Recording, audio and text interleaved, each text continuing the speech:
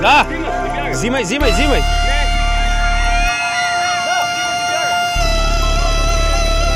Размахай знамето!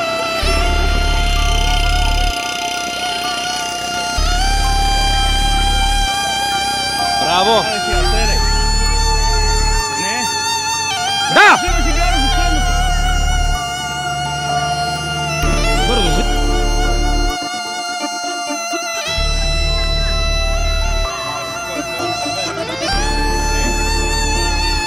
Да! Оцели! Да! Бързо дари тука!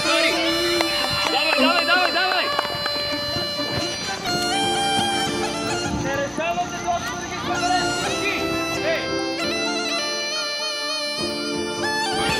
Интересно ли ти е? Как се казваш? Ивайло. Ти ще участваш ли в юнашките игри като пораснеш? Да. Добре, дай 5. Не решавате нищо!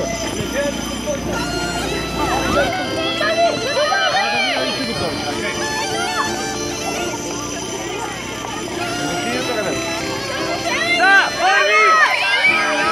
Бързо, не се отказвайте!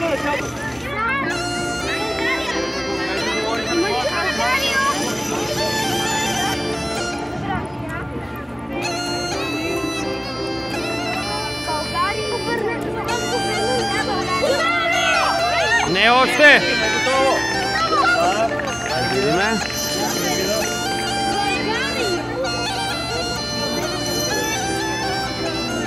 Да, втори! Браво! Как се казваш? Божидар Кръстов. От кой отбор? Хайдушка Чета. Днес станахте победители. Можеш ли да ми кажеш какво е усещането да бъдеш победител? Ами има твърде много адреналин, но ако имаш силна психика, ще се справиш с всичко и не трябва да се отказваш. Какво беше написано, знаете ли? България, за тебе те умряха. Кой е войводата на отбора? Аз.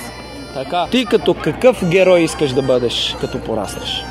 Може би като национален герой за... Кой? Кой от всички? Ами като Васил Левски. Какво е усещането да бъдеш участник на юнашките игри? Ами, то е много хубаво, много се радвам и се радвам, че ние успяхме да ги изпреварим и е просто много хубаво. Хайдушка Чета сме и никой не може да ни спре! Точно така е. Това са победителите на юнашките, първата юнашка битка. Сега отиваме при на второ място класиралите се. Елате тук при мен.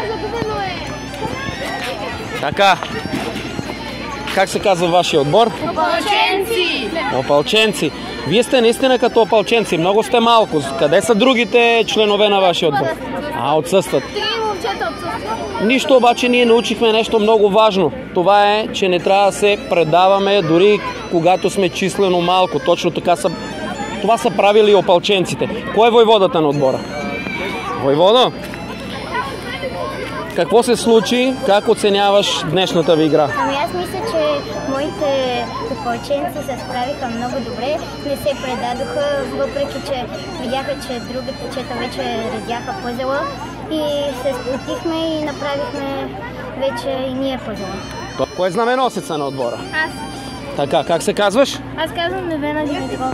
Невена, какво е усещането да носи знамето на вашия отбор?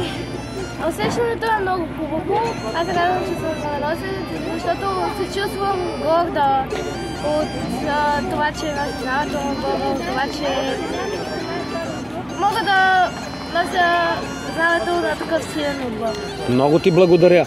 И един въпрос към теб. Какво е усещането да участваш в юнашките игри? Ами усещането е много хубаво, когато си с задружна чета, всички сме сплотени и се гордеем с постъпките си. Браво! Да искам да видя поздрава на отбора и до нови срещи!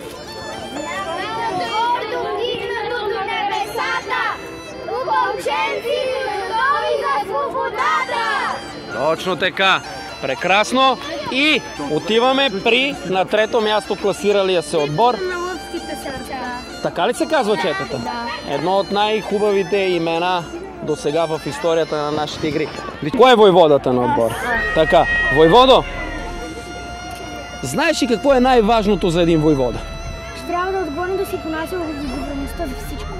Точно така е. И аз я понасям. Усещането, аз изпитвам в себе си една гордост, че успях да стана знаменосец и то с най-бързо време от целия клас. Също така, да носиш знамето и да го вееш гордо, въпреки че си загубил, ти си дал всичко от себе си и някак чувстваш някаква победа, въпреки че не си на първо място. Точно така е, много хубаво казано, да я поздравим. Ти много емоционално изживя днешната игра. Можеш ли да ми кажеш какво за теб така най-много те впечатли в самата игра? Да се представиш най-напред, как се казваш? Аз се казвам Никола и съм от отборът на Лъвските сърца, но не е свършен, защото има много други битки, на как можем да победим. Абсолютно. Сега като истински, как беше отбора? Лъвски сърца. Като истински лъвски сърца, нека да видим поздрава на отбора.